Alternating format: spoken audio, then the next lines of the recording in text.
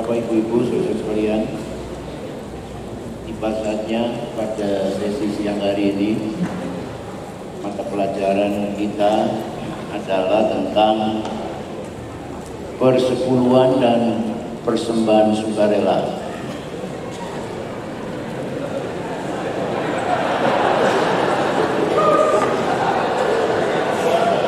Nah, saya biasanya kalau di sekolah kitab itu selalu dapat mengajar bagian yang jam 11 begini. Jam ngantuk-ngantuknya. Dan seringkali banyak siswa-siswi yang tidur, ya saya biarkan aja. Lalu kalau temannya tertawa, bangun dia, ikut tertawa, sudah itu ya tidur lagi. Puji Tuhan. Nah, materinya ada di belakang, kalau Bapak Ibu Saudara memerlukan nanti bisa diperbanyak di sana. Itu bisa diambil dari apa itu USB ya. Nah, mari kita lihat lebih dahulu di anggaran dasar dan anggaran rumah tangga kita. Di anggaran rumah tangga kita bab 3 pasal 10 ayat 3. Di sana dikatakan tentang kewajiban anggota jemaat GPDI antara lain adalah sebagai berikut: melakukan firman Allah atau Alkitab, antara lain sedia beribadah, taat kepada pimpinan, memberikan persepuluhan dan persembahan sukarela. Jadi di tengah-tengah pro kontra, ada yang setuju, ada yang tidak. Tetapi bagi warga GPDI, mau tidak mau harus tunduk dan taat kepada anggaran dasar rumah tangga kita. Dan tentang persepuluhan itu sudah merupakan ketentuan dan tercantum di dalam anggaran rumah tangga gereja kita, dan setiap warga GPDI wajib untuk mentaatinya. Jadi ditaati aja, mengertinya belakangan tidak apa-apa, asal perpuluhan masuk gitu ya. Sebab ada sanksinya ini kalau tidak dilakukan, yaitu setiap hamba Tuhan, gembala jemaat yang tidak melakukannya itu akan mendapatkan sanksi organisasi. Nggak dipecat sih ya dari gembala, tapi sanksi organisasi, tidak boleh memilih dan dipilih. Memilih itu waktu musda misalnya, nah dipilih setiap hamba Tuhan yang memenuhi syarat boleh dipilih jadi majelis wilayah, dipilih jadi majelis daerah. Apalagi yang mau nyalon ketua majelis daerah sampai ketua MP, kalau enggak membayar persepuluhan enggak memenuhi syarat. Jadi saudara-saudara, mulai sekarang ini Mubes masih jauh, Belanda masih jauh. Yang mau jadi ketua MD, ya mulai sekarang lah. Kalau belum memberi perpuluhan, bayar perpuluhan. Ya, supaya siapa tahu saudara jadi ketua MD yang akan datang ya, atau jadi ketua MP. Kalau bisa ya. Tapi persyaratannya antara lain ini ya. Nah, begini saudara, boleh dikatakan persepuluhan itu jantungnya GPDI. Gembala dapat persepuluhan dari jemaat. Coba kalau bapak-bapak gembala nggak terima persepuluhan, mungkin masih bisa, ibunya nggak bisa.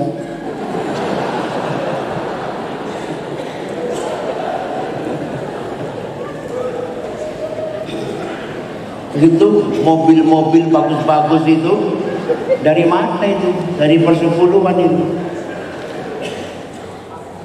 Nah, lalu gembala memberi persepuluhan kepada organisasi majelis daerah 15% untuk wilayah, dan sumber keuangan majelis daerah persepuluhan. Jawa Timur misalnya persepuluhan dan bantuan sekitar 250 sampai 300 juta untuk operasional MD 20%, per bulan 50 juta. Ya inilah yang saya setiap kali kan tidak rapat tiap hari, tiap bulan. 2 bulan saja sudah 100 juta. Jadi kadang-kadang saya mikir kalau ditanya istri saya, kamu lagi mikir apa? Gimana menghabiskan duit ini? Terlalu banyak. Rapat, makan di hotel, nah itu 20%. Kalau tidak kita habisin, salah kita sendiri. Kalau dihabisin nggak salah, ya. Asal untuk operasional, ya kan? Nah, lalu majelis daerah itu share dengan majelis pusat. Majelis pusat 20%, majelis daerah 80%. Jadi kalau tidak ada persepuluhan ini, nggak ada uang operasional dari majelis pusat, juga majelis daerah.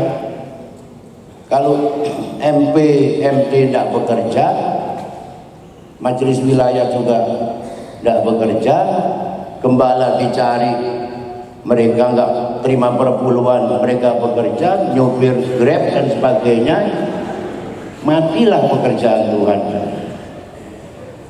Jadi semakin banyak persepuluhan GPDI, saya percaya maka pekerjaan Tuhan pasti akan semakin maju, ya. Dan jemaat Tuhan pasti akan diberkati oleh Tuhan. Nggak usah tepuk tangan, nggak sepak bola.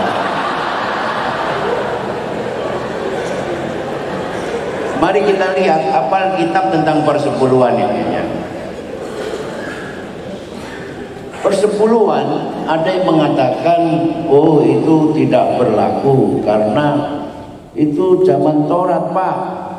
Sekarang kita zaman anugerah. Padahal persepuluhan itu jauh sebelum Taurat itu sudah ada. Kejadian pasal 28 ayat 22. Di sana dikatakan, dari segala sesuatu yang engkau berikan kepadaku akan selalu kupersembahkan 1/10 kepadamu. Jadi menurut ayat ini, persepuluhan itu adalah diberikan kepada Tuhan, sekalipun yang terima gembala. Tetapi sebenarnya diberikan kepada Tuhan. Dan 1/10 itu dari mana? Dari segala sesuatu yang Tuhan berikan. Jadi bukan sebagian. Jadi kalau yang Tuhan berikan 1 juta, persepuluhannya berapa? Berkatnya 1 juta, perpuluhannya berapa? 100. Jadi kalau persepuluhannya cuma 50, itu sebagian. Tetapi dari segala sesuatu yang Tuhan berikan, bukan dari sebagian. Ya, banyak hamba Tuhan pun yang jemaatnya besar, perpuluhannya cuma 500.000. Jadi cuma sebagian, belum seluruhnya ini. Ya, belum memenuhi firman Tuhan. Jadi kiranya yang membaca ayat ini, yang kasih perpuluhan hanya sembarangan, sebagian-sebagian, bertobat. Dari seluruh, dari segala sesuatu yang Tuhan berikan, dan bukan sekarang kasih besok enggak, akan selalu selalu secara kontinu, terus menerus. Nah, inilah perpuluhan yang benar. Nah, apa arti persepuluhan? Mari kita baca Kejadian 14. Tadi itu Yakub itu. Yakub dari mana dia tahu memberi persepuluhan? Pasti diajar oleh bapaknya Ishak. Ishak dari mana? Pasti dari kakeknya Pak Abraham. Jadi kalau di Kejadian 14 itu dari rampasan perang, maka saya percaya bahwa Abraham memberi persepuluhan bukan hanya dari rampasan perang, tapi dari Kejadian 28 tadi, dari semua yang Tuhan berkati kepadanya, ya. Melkisedek Raja Saleh membawa roti dan anggur. Ia seorang imam Allah yang maha tinggi. Lalu ia memberkati Abraham, katanya, diberkatilah kiranya Abraham oleh Allah yang maha tinggi, pencipta langit dan bumi, dan terpujilah Allah yang maha tinggi yang telah menyerahkan musuhmu ke tanganmu. Lalu Abraham memberikan kepadanya 1/10 dari semuanya. Jadi jauh sebelum hukum Taurat, persepuluhan sudah dilakukan oleh orang beriman, oleh Abraham. Ada yang mengatakan persepuluhan itu tradisi kafir. Kita orang Kristen tidak perlu melakukan tradisi kafir. Kafir kek, bukan kek, tapi itu sudah diadopsi oleh orang beriman, oleh Abraham. Abraham ini orang beriman. Pasti dia mengimani apa yang jadi kehendak Tuhan. Pasti ini bukan maunya Abraham sendiri, tapi Abraham melakukan karena dia percaya kepada firman Tuhan, kepada kehendak Tuhan. Nah, cuman prosesnya nggak dijelaskan di sini, ya. Tetapi firman Tuhan itu bukan hanya yang tersurat, kan, tapi yang tersirat di dalamnya. Nah, perpuluhan sebagai suatu pengakuan bahwa pertama, Allah adalah Allah yang maha tinggi. Maha tinggi artinya di atas Allah itu sudah tidak ada Allah lagi. Allah yang berdaulat, Allah yang berotoritas atas segala ciptaannya, termasuk manusia, karena Tuhanlah yang menciptakan segala yang ada. Dan Allah lah karenanya yang memiliki segala sesuatu.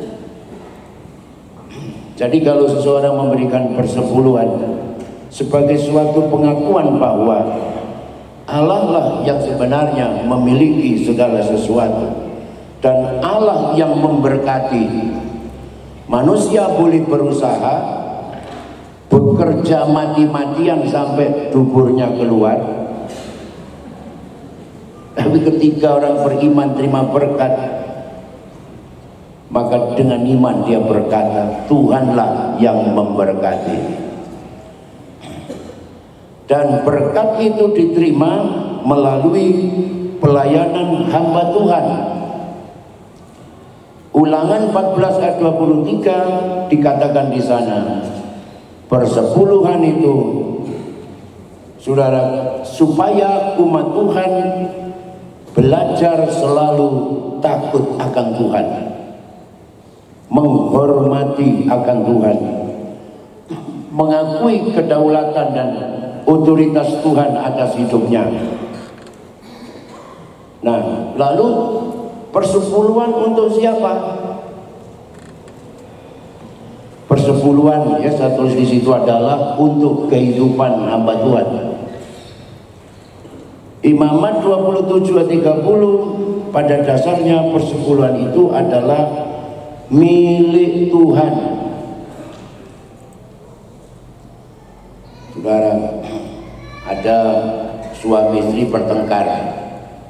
Pak, Kenapa hanya sebagian gajimu yang kau berikan kepadaku? Lah kamu minta berapa? Ya seluruh gaji kasih istri. Kamu ini terlalu. Tuhan saja minta 10%, kamu minta semuanya.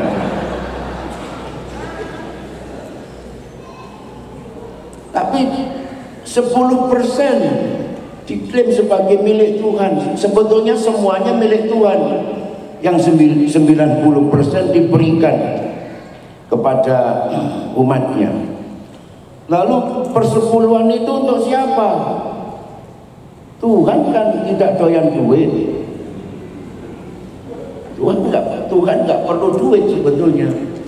Makanya oleh Tuhan diberikan kepada suku Lewi.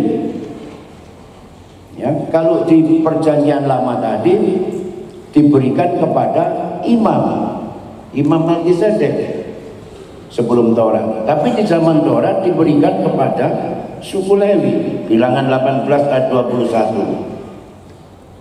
Dan dari Lewi itu, sebagian dari persepuluhan yang diterima Lewi itu diberikan kepada Imam Harun.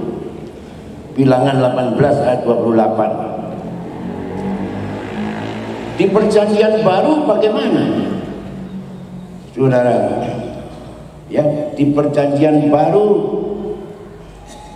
tidak begitu jelas menunjukkan persepuluhan itu bagaimana, ya, tetapi tersirat di dalam 1 Korintus 9 ayat 13 mengatakan, tidak tahukah kamu bahwa mereka yang melayani dalam tempat kudus mendapat penghidupannya dari tempat kudus itu.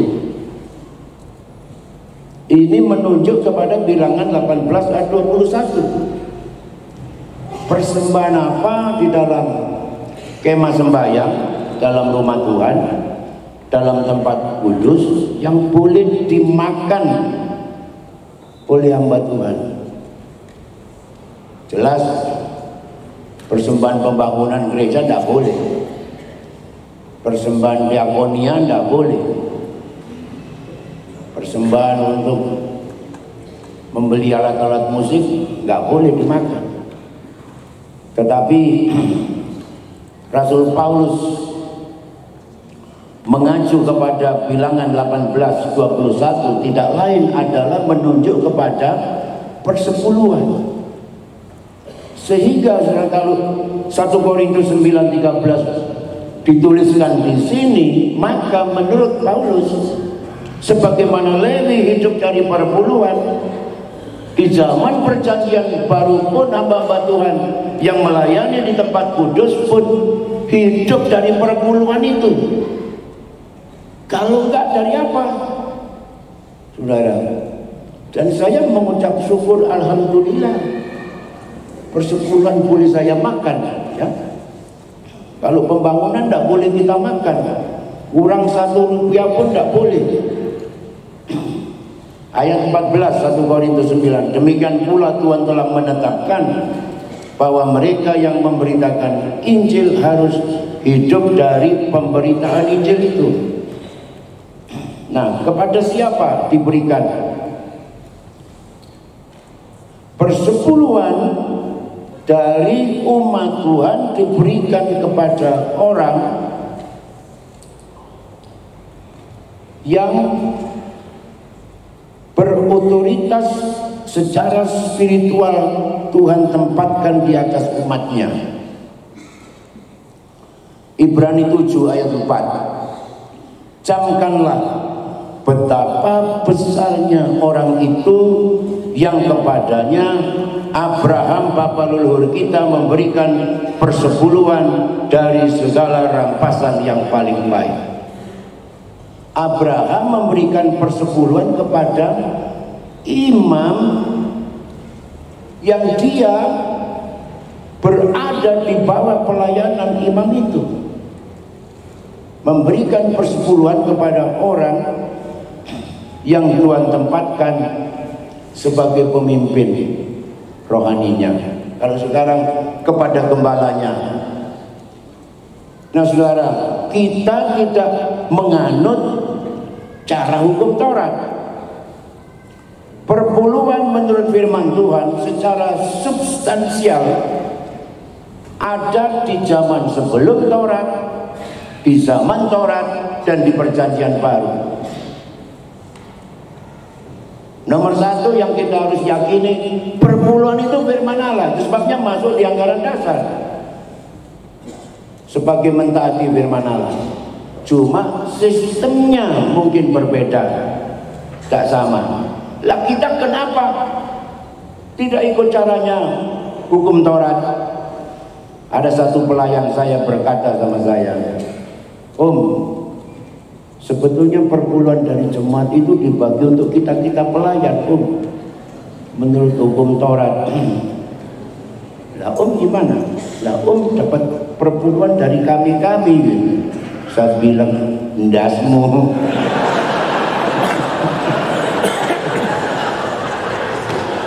Enak aja. Saudara, kita tidak menganut hukum Taurat karena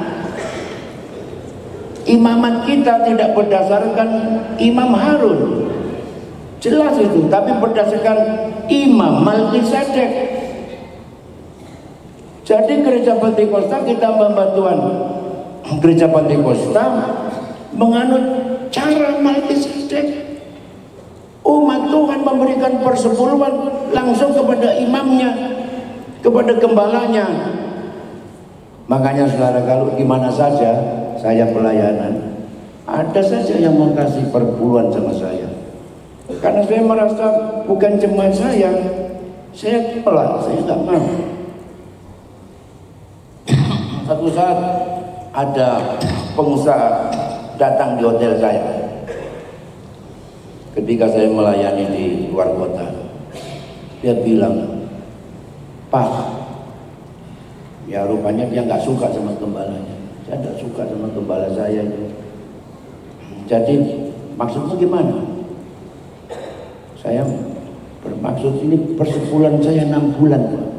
Oh, dia bawa bungkusan besar. Waduh, lumayan juga. Ini persepuluhan saya berikan kepada Bapak. Saya bilang, saya bukan gembalamu, kamu bukan jemaat. Aku hanya bertamu di sini. Apapun gembalamu, kalau kamu sekarang masih merasa dan dia gembalamu, pergi ke gembalamu, kasih perpuluhan sama dia. Oh begitu Pak? Iya. Kalau tidak, saya salah, kamu salah. Saya nggak diberkati, kamu juga nggak diberkati. Lalu dia pergi ke gembalanya. Gembalanya waktu makan bilang sama saya, terima kasih Mas.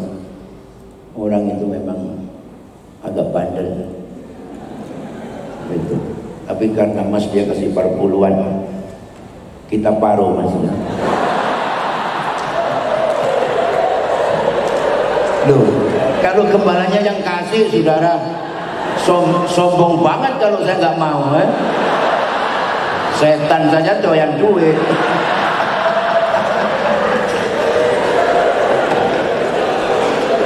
Nah itu. Nah, jadi mari saudara ya, kita bandingkan ini. Abraham memberikan persepuluhan kepada Melkisedek. Lalu jemaat di GPDI memberi persepuluhan kepada gembala. Orang Israel kepada Lewi, ya, Lewi memberikan kepada Harun. Jemaat memberikan kepada gembala, gembala kepada MD garis miring MP GPDI berdasarkan itu pasal sekian-sekian. Ada yang mengatakan, ini hitung-hitungannya bagaimana ini? Persepuluhan kepada MP kok 20%? Kan bukan persepuluhan. Saudara, gembala memberi persepuluhan kepada organisasi yang memayunginya, yaitu representatif MC dan MP. M D yang menerima persepuluhan tadi share dengan wilayah 15% dengan MP 2080. Jadi dari gembala 10%, saudara. Ya, itulah. Jadi bukan memberi persepuluhan 20% kepada MP, ya, tapi dari 10% dari gembala-gembala itu share 20-80%. Puji Tuhan. Nah, janji Tuhan juga. Ibrani 7 ayat 7 memang tidak dapat disangkal bahwa orang yang lebih rendah diberkati oleh yang lebih tinggi. Jadi kalau umat Tuhan memberikan persepuluhan itu karena dia sudah diberkati oleh yang lebih tinggi. Yang lebih tinggi bukan hamba Tuhan yang berotoritas di atas, tetapi oleh Allah yang Maha Tinggi. Sehingga ada kesinambungan berkat Tuhan dan kelangsungan pekerjaan Tuhan. Umat Tuhan hidup diberkati oleh Tuhan, dan umat Tuhan yang merasa diberkati oleh Tuhan diberkati oleh yang lebih tinggi, memberikan persepuluhan kepada yang Maha Tinggi, kepada Tuhan pada dasarnya. Tuhan berikan kepada imamnya, kepada hamba Tuhan untuk penghidupannya, sehingga hamba Tuhan dapat melangsungkan pelayanannya, memberkati secara rohani kepada umatnya. Umatnya mengembalikan persepuluhannya kepada Tuhan untuk memberkati hambanya. Ada satu mata rantai di situ yang saling melengkapi. Maliaki 3:10 ini yang terkenal, bawalah seluruh persembahan persepuluhan ke dalam rumah perbendaharaan supaya ada persediaan makanan di rumahku, dan ujilah aku, firman Tuhan semesta alam, apakah aku tidak membukakan bagimu tingkap-tingkap langit dan mencurahkan berkat kepadamu sampai berkelimpah. Jadi passwordnya untuk langit, tingkap-tingkap langit terbuka dan berkat tercurah adalah membawa seluruh persembahan persepuluhan, bukan sebagian. Saudara, beberapa tahun lalu saya beli ya semacam apa ya, semacam crypto money. Itu sekian juta lalu dapat sekian koin. Nah, saya sudah lupa. Nah, sekarang itu nggak banyak sih, cuma beberapa koin. Satu koin itu sudah $1.500. Lalu ada jemaat bilang, lupa itu sudah bisa diuangkan. Bapak masih ingat passwordnya? Waduh, aku lupa. Saya masih punya apa itu untuk membuka itu. Saya buka lagi, saya lupa passwordnya. Ya, bolak-balik. Seingat saya ini sih, aku salah. Seingat saya ini. Kalau kurang nggak mau. Nah, satu saat yang ngawur-ngawur, lu kok terbuka sebenarnya? Kok terbuka lagi? Waduh, kalau lupa nggak bisa diambil itu uangnya. Kok terbuka lagi? Jadi passwordnya itu harus benar. Kalau saudara kirim uang lewat di BCA itu ya, lewat ini aplikasi BCA ini, itu ada 6 angka ya. Berapa itu passwordnya? Itu tidak boleh kurang. Kalau cuma 5 angka nggak terbuka. Harus benar dan tidak boleh kurang satupun passwordnya. Begitu juga Kenapa berkat itu langit tidak terbuka? Berkat dari langit yang terbuka cuma bukan materi loh, tapi juga berkat-berkat rohani. Ya, Roh Kudus yang dicurahkan, kuasa Allah dan sebagainya. Tapi kalau langitnya tertutup, biar berdoa bibirnya sampai tower.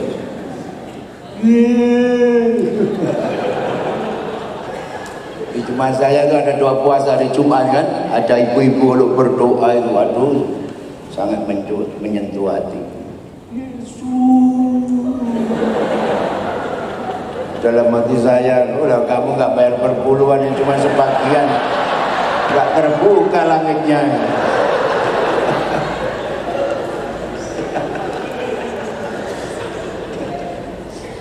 Puji Tuhan. Nah, di zaman Taurat ini yang seringkali disalah mengertikan.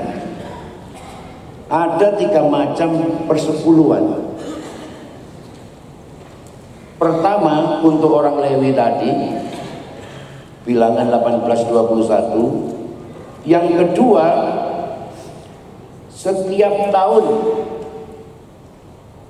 untuk menghadiri hari-hari raya. Ulangan 14 ayat 22. Yang ketiga, persepuluhan untuk orang asing, anak yatim, orang miskin, ya, untuk janda juga ya, yang lain. Ulangan 14 28 sampai 29 pada akhir 3 tahun.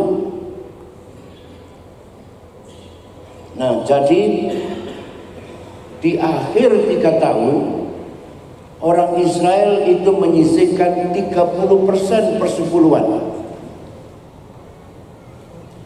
10% untuk orang Lewi itu tetap tidak boleh dikurangi. 10% untuk menghadiri hari raya dan 10% untuk anak yatim, orang miskin, orang asing dan sebagainya tadi.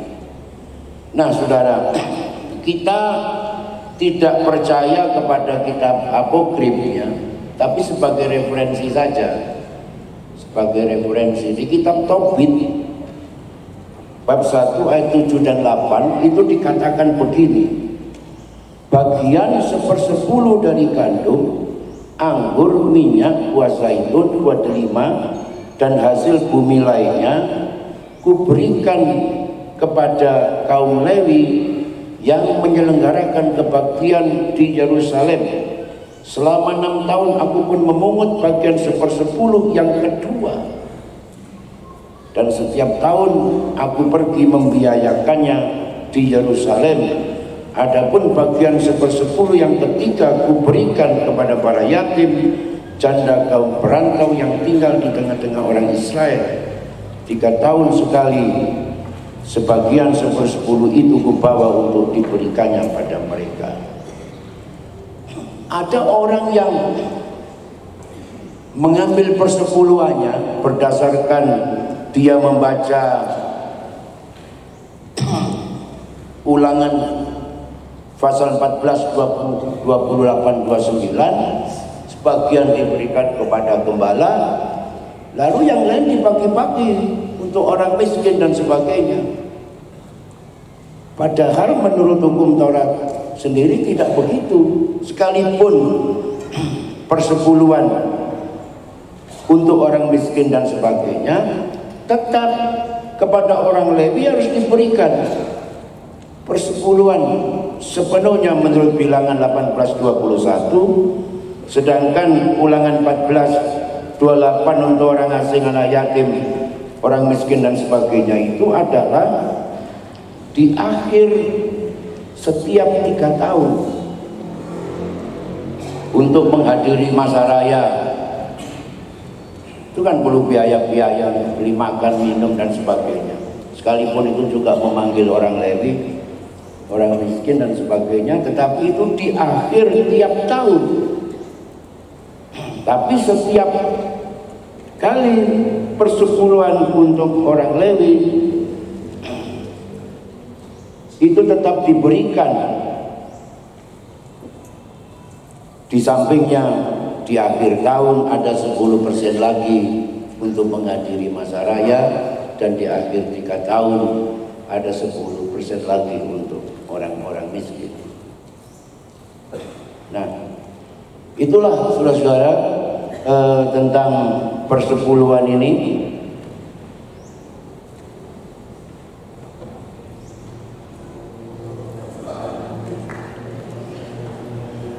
Sekarang tentang persembahan sukarela. Hubungannya persembahan dengan sukarela adalah persembahan sukarela adalah persembahan yang diberikan sesudah persepuluhan diberikan lebih dahulu.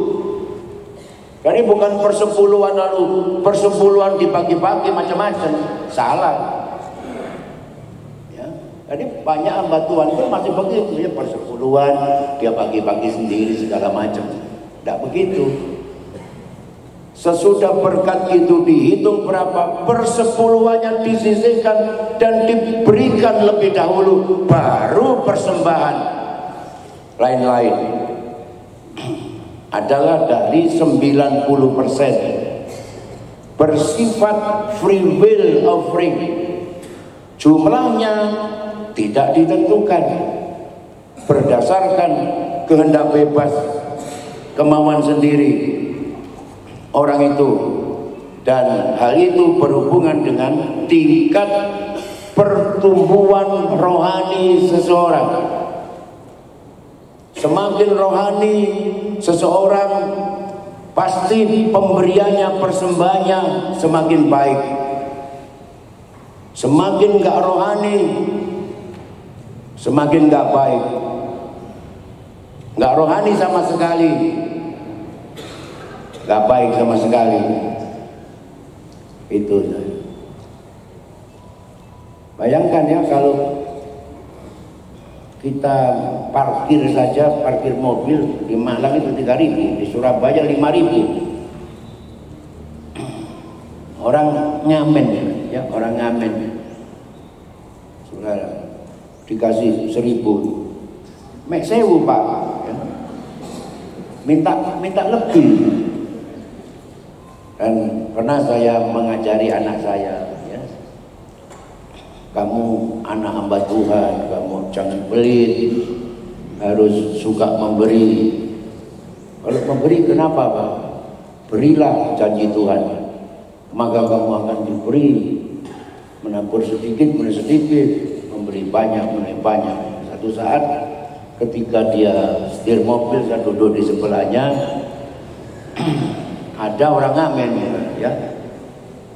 Nah, di tempatnya kota itu ada uang 50.000. Uang dia pilih uang 1.000, 2.000, 50.000 diambil, mau dikasih orang ngamen. Ben, jangan kasih 50.000. Tak bentak begitu. Loh, Papa katanya suruh memberi yang baik. Loh, Papa bilang begitu. Lah kemarin Papa khotbah. Oh, Papa lupa.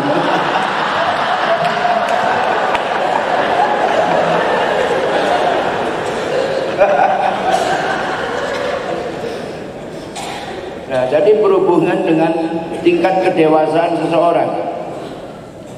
Saudara, ada orang yang memberi sekedar memberi, tapi ada orang memberi memang dia termasuk giving because be a giver. Dia memberi karena dia adalah memiliki sifat memberi. Misalnya Daud dalam 1 Tawaris 29, dia sudah memberi banyak, tapi dia masih tambah lagi, lebih banyak lagi. Juga jemaat di Makedonia, 2 Korintus 8 ayat 1 sampai 5, Paulus mengatakan mereka itu memberi Ketika mereka mengalami pencobaan yang begitu berat, mereka sendiri miskin, tetapi mereka kaya dalam kemurahan Tuhan. Ya, Markus 12 41 sampai 44, janda miskin. Ya, sekalipun dia miskin, tapi kemiskinannya tidak menghalangi untuk dia tidak memberi. Sebaliknya ada orang kaya tetapi kikir. Sekarang selalu ya di tempat saya itu ada orang yang Pak Gembala, misalnya Natal gitu ya, biar teman-teman dulu ya yang memberi, saya belakangan aja. Nanti kurangnya saya yang menutup. Dan ternyata Tuhan tidak pernah memberi kesempatan untuk menutup, karena sebelum dia memberi sudah tertutup semuanya. Gayamu mau nutup padahal tidak mau memberi dasarnya. Kampret kecebong.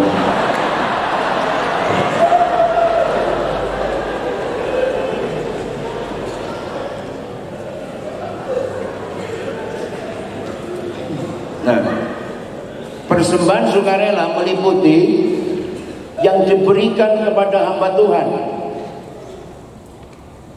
Ya, selain kolekte, hasil pertama atau buah sulung, Bilangan 18, 12, Ulangan 18 ayat 4, juga persembahan syukur. Persembahan syukur itu ya bersyukur karena menikah. Saudara, biasanya saya tanya, kamu pesta berapa juta? Ya habis 150 juta. Persembahan syukurnya berapa kalau begitu dong? 500.000. Yang bener aja ya. Nggak semua nih. Pestamu habis 150 juta. Kamu nanggap apa? Nanggap apa? Artis om. Artis siapa? Berapa? 50 juta. Kamu berani bayar artis 50 juta? Bayar pendeta 500.000. Kampret. Ini nggak pasang tarif, saudara, tapi yang bener aja, gitu. Ternyata lebih baik ya, lebih bagus. Ya nggak sampai 50 juta. Kalau 50 juta ya biar tiap hari ada yang menikah kalau begitu. Ya, persembahan menikah, punya anak, pindah rumah, lulus ujian, gitu, dapat pekerjaan, naik gaji. Sampai ada orang mati memberi ucapan syukur. Saya tanya, ucapan syukur apa ini? Ucapan syukur karena mati. Hah? Sampai kaget saya. Iya om, terima kasih karena sejak kenal Tuhan sampai matinya dia boleh setia mengiring Tuhan, dan kami yakin Papa kami sudah bersama Yesus di sorga ya. Di ucapan syukur kematian lumayan juga. Dalam hati saya kalau begitu tiap hari ada orang mati kan.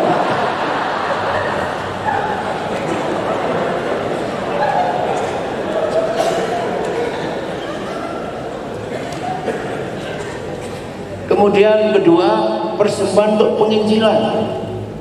Filipi 4 ayat 15, yang mensupport hamba-hamba Tuhan yang memberitakan Injil sehingga kebutuhan mereka terpenuhi dan mereka bisa lebih fokus memberitakan Injil, ya, seperti Rasul Paulus. Yang ketiga, persembahan diakonia. 2 Korintus 9 ayat 12 yang seringkali disebut love giving, persembahan kasih, yaitu untuk saudara-saudara seiman yang membutuhkan pertolongan baik di dalam maupun di luar jemaat. Dan seringkali saya melihat ada aksi pelayanan sosial ya, dari satu jemaat lokal ke desa-desa, bawa sembako, bawa amplop, bawa uang ya, ke panti asuhan, panti jompo dan sebagainya. Dan juga persembahan khusus lainnya sesuai dengan kebutuhan yang ada dalam jemaat itu. Misalnya persembahan untuk Paskah, untuk Natal, pembelian alat musik, sampai kepada pembangunan gereja, pembangunan pastori ya, sesuai dengan apa yang jadi kebutuhannya. Nah, janji Tuhan Matius 10 ayat 42, kalau seseorang memberikan secangkir air putih saja kepada seorang murid Tuhan atau hamba Tuhan, Tuhan tidak melupakan pahalanya. 1 Raja-Raja 17 ayat 16, janda Sarfat bukan hanya memberikan secangkir air putih ya, tapi memberikan roti sekalipun kecil, memberikan makanan untuk hamba Tuhan. Mengapa waktu itu Nabi Elia diutus Tuhan kepada janda Sarfat? Apakah di Israel tidak ada janda? Wah, di Israel banyak janda ya, rondo teles sampai. Karena kan Israel selalu perang, suami-suami banyak yang mati, jadi banyak janda. Tapi rupanya janda-janda Israel ini pelit-pelit. Makanya Tuhan suruh ke janda Sarfat. Nah, akibatnya karena memberikan makan hamba Tuhan sepanjang musim kering, tepung tidak habis-habis, minyak tidak habis-habis. 2 Raja-Raja 4, 13, 17, wanita Sunem bukan hanya memberikan makan hamba Tuhan, tapi memperhatikan tempat istirahatnya.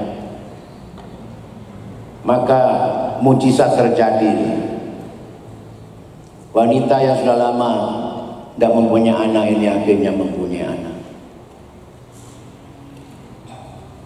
Filipi 4, 18, 19, kini aku telah menerima semua yang perlu daripadamu. Malahan lebih daripada itu, aku berkelimpahan. Karena aku telah menerima kirimanmu dari Epafroditus, suatu persembahan yang harum, suatu korban yang disukai dan yang berkenan kepada Allah. Lalu Paulus berkata, Allahku akan memenuhi segala keperluanmu menurut kekayaan dan kemuliaannya dalam Kristus Yesus. Paulus tidak mengatakan Tuhan Allah atau Tuhan Yesus akan memenuhi, tapi Allahku, sebagaimana kamu telah memenuhi segala kebutuhanku, bahkan aku telah menerima sampai berkelimpahan. Sebagaimana engkau telah memenuhi kebutuhan, Allahku akan memenuhi kebutuhan. Saudara-saudara, marilah kita yang diberkati Tuhan, kita juga akan memperhatikan pelayanan penginjilan dan juga memperhatikan kebutuhan hamba-hamba Tuhan di pedesaan, hamba-hamba Tuhan yang saat ini keadaan mereka masih saudara susah. Saya ketemu beberapa teman, saya tanya berapa jemaatmu? 10 mas, 15 mas. Kolektemu berapa? Ya 50.000 mas. 1 minggu 50.000. Saya pikir 50.000, beli pulsa saja 100.000, beli beras berapa, bayar listrik, beli bensin sepeda motornya dan sebagainya. Tapi saya lihat perutmu kok gendut begini.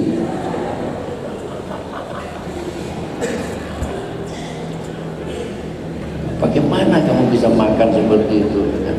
Dia cerita ada saja, ada hamba Tuhan, ada hamba Tuhan yang mampir ke situ, ada pengusaha yang mampir ke situ. Kalau nggak gimana? Ya berdoa. Lu berdoa kalau nggak ada, ya puasa. Lu kalau puasa, ya terus puasa sampai ada. Waduh, sampai mati kau. Saudara, satu saat saya dengan pendeta Markus Rumampuk, dulu saya ketua wilayah, dia sekretaris, lalu Pak yang sudah meninggal itu Pak Agus Purwantoro ya. Ada acara di BC ini, kemudian kami kok seperti digerakkan Tuhan itu, kami sepakat mengunjungi hamba Tuhan di sana itu, di Pucon. Pendeta Yusuf Tugino, mungkin ada di sini nggak Yusuf Tugino? Waktu kami datang, kami hanya mau memberikan sembako dan sekedar berkat saja, ya nggak banyak. Tapi waktu kami tiba di situ pas berdoa, waduh doanya itu sangat menyentuh hati. Yesus, tolong Tuhan.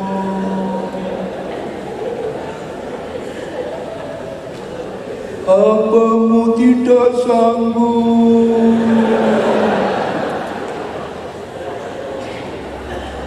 Hambamu menyerah.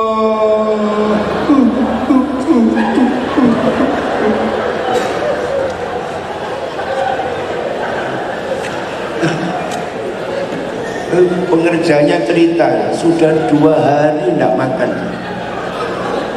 Anaknya kecil itu menangis, kasih minum, perutnya penuh air, menangis, kasih minum lagi, sampai kelempokan bahasa Jawa. Lalu pengerjanya bilang, kita kasih tahu, oh jangan, biarin aja dia berdoa. Lalu kita tinggalin dari wilayah sembako sama kita urunan bertiga. Saudara ya, bertahun-tahun kemudian ketika ada persekutuan wilayah di tempat itu, saya datang ke sana, saya ikut datang. Saya kaget, gerejanya sudah dibangun dan jemaatnya sudah 100 lebih. Dari bilangan dihitung dengan jari 100 lebih. Artinya sudah cukup lah, persembahan jemaat itu sudah cukup. Dan anak yang menangis minum air terus itu yang mimpin pujian ya waktu itu ibadah itu.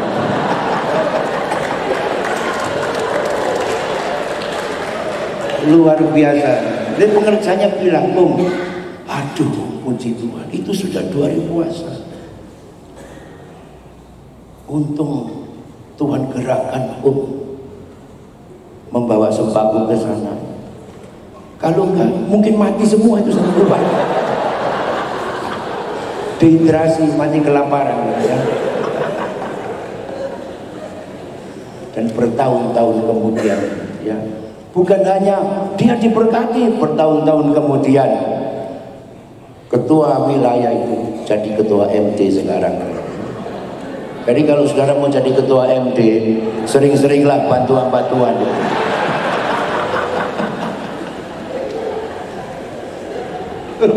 Loh, jelek-jelek begini mantan sekum ya. Nah, bagaimana memberi?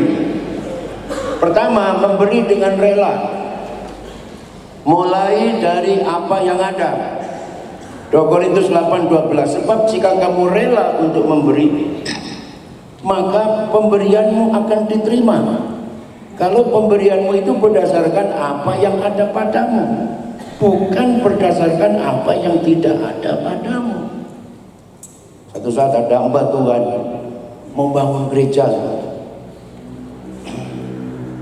ukurannya, kami membangun gereja ukurannya 15 kali 30, besar itu. Anggarannya berapa? 2 miliar tuh. Tapi kami nggak punya uang, Kami minta nasihatnya sebagai bapak rohani kami. Kapan aku anak kamu? Nasihatnya apa Nasihatku, ya gak usah bangun.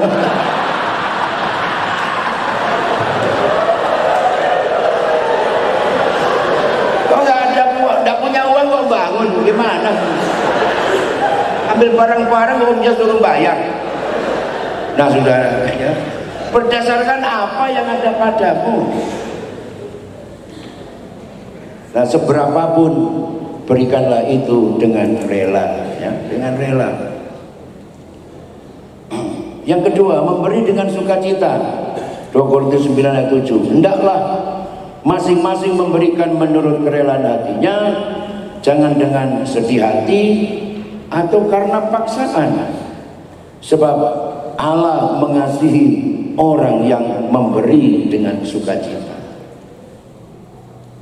Ya, ini tidak dengan paksaan, tapi dengan rela. Kalau dipaksa-paksa buat apa?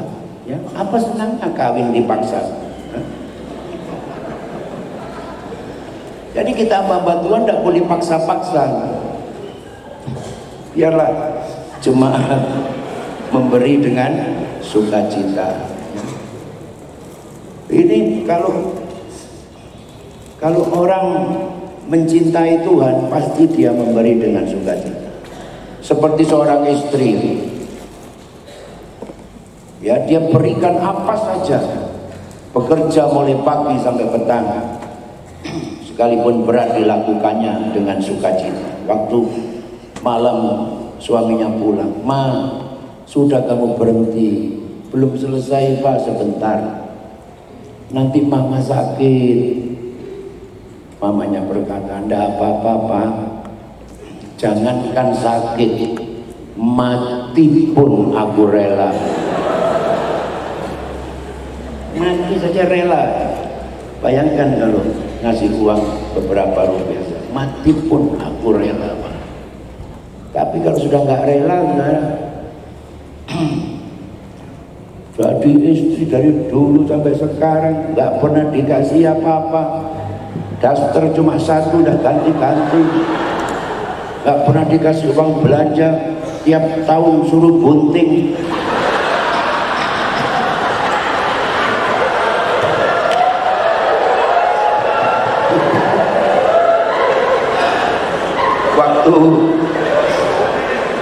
Waktu malam suaminya sudah tidur dan dia kemudian tidur. Sebelum tidur dia sempat lihat suaminya. Kapan buaya darat meninggal?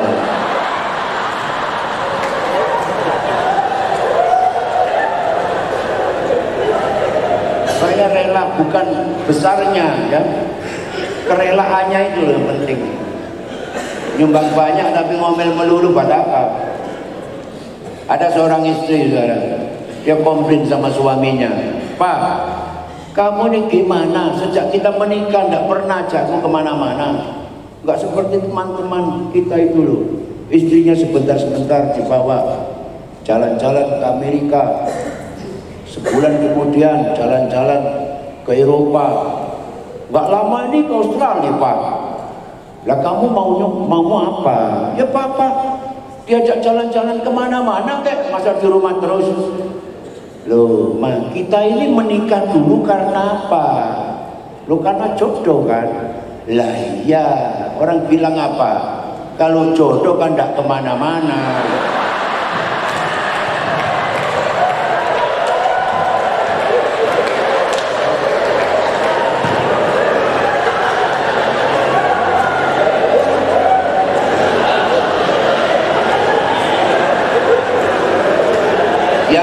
Yang ketiga, sebentar lagi waktunya sudah habis, ya. Memberi dari kekurangan atau juga dari kelimpahan. Markus 12 ayat 44. 4. Satu saat saudara, ada hamba Tuhan datang sama saya, Mas, aku kesini karena waktu berdoa kemarin pagi terbayang wajahmu, Mas.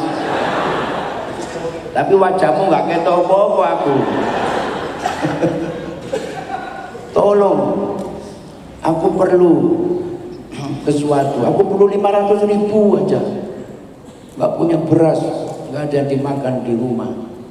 Loh ini, kamu nggak datang kemarin nih, habis duitku. Memang sudah habis, ya, habis.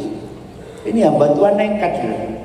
Tolonglah, Mas lihat di rekening Mas barangkali masih ada. Loh, ngomongin wis entek maksa gitu. Lalu saya suruh pengerja, lihatkan, dulu belum ada ini saudara ya, lihatkan rekeningnya, kalau ada 500 ambilan. Istriku dari kamar teriak, Pak, anakmu turun bayar sekolah.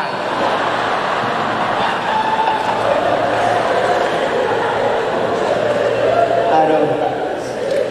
Lalu saya bilang sama istri saya, kita ini minggu masih dapat lagi sekalipun.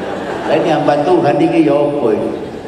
Dibiarin, cari uang dilaji di mana?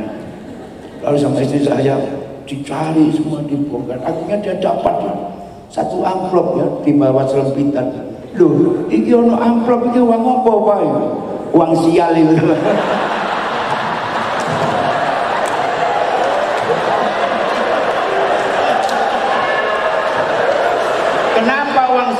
Lalu tak delik no, kamu sembunyikan di bawah, kamu masih tahu.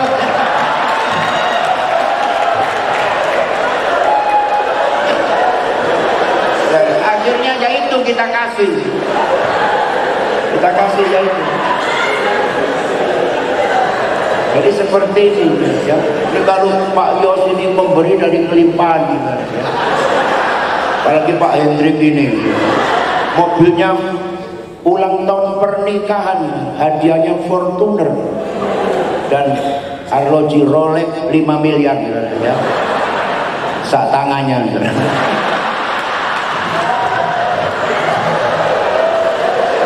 Jadi saudara, jangan takut memberi sekalipun engkau sendiri kurang. Pasti Tuhan memberkati. Menambah ukuran, camkanlah ini, orang yang menabur sedikit akan menuai sedikit juga, orang yang menabur banyak akan menuai banyak juga.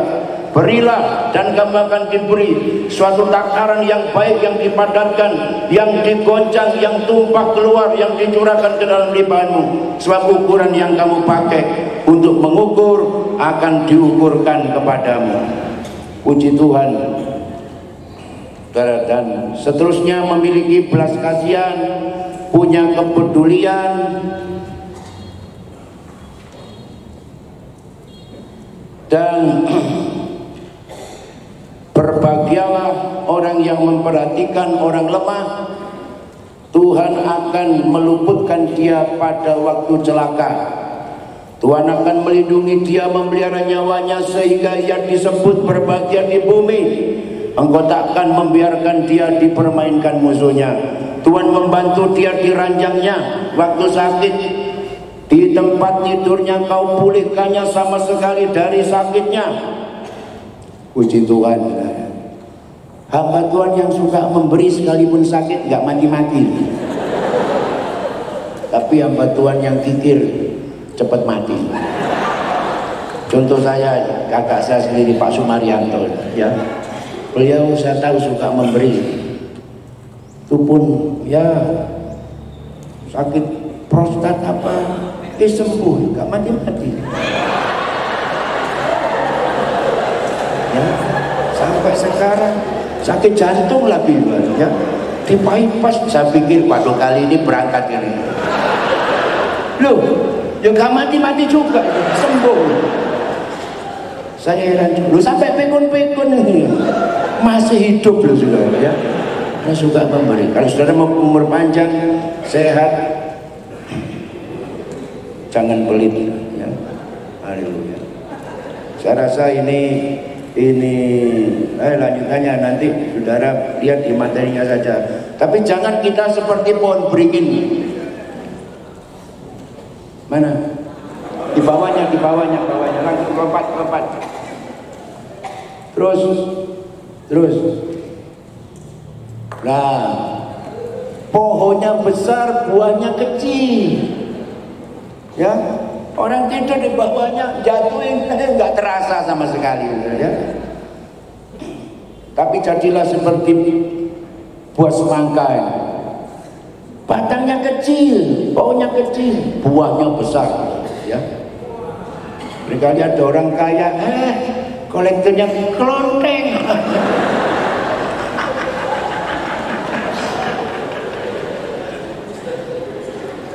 Jangan seperti buah minte ini loh, bijinya cuma satu ditonjol-tonjolkan.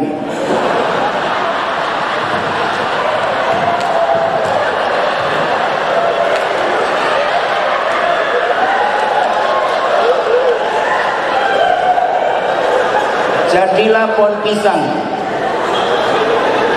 Saudara, pohon pisang biar ditebang masih hidup, ditebang lagi masih hidup, sesudah berbuah baru dia mati. 3 tipe manusia.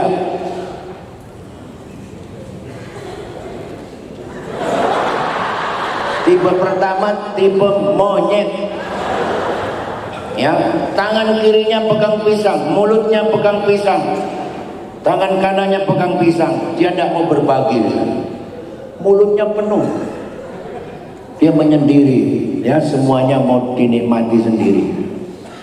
Ini tipe monyet. Tipe egois, tipe pelit. Yang nomor 2 tipe ayam. Oh, ayam kalau mau bertelur berkotek dulu, seluruh keluaran biji dengar semua. Telurnya kecil. Nelurnya kecil, kadang-kadang nggak nelor, nelek. Ini tipe ayam. Jadilah tipe penyu hijau ini. Penyu hijau, dia malam-malam dia pergi ke pinggir pantai, dia gali pasir, di situ dia nelor, ya. 100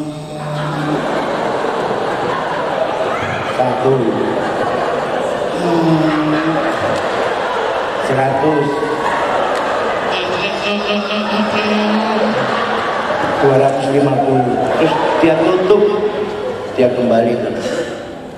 Orang tahu, tapi persembahannya mantap, ya. Puji Tuhan. Nah, karena apa? Yesus adalah pemberi yang terbesar. Dia memberikan nyawanya, memberikan hidupnya, memberikan semua sehingga kita diselamatkan. Sifat Allah adalah pemberi, demikian juga kita anak-anaknya. Sekian firman Tuhan, Tuhan berkati.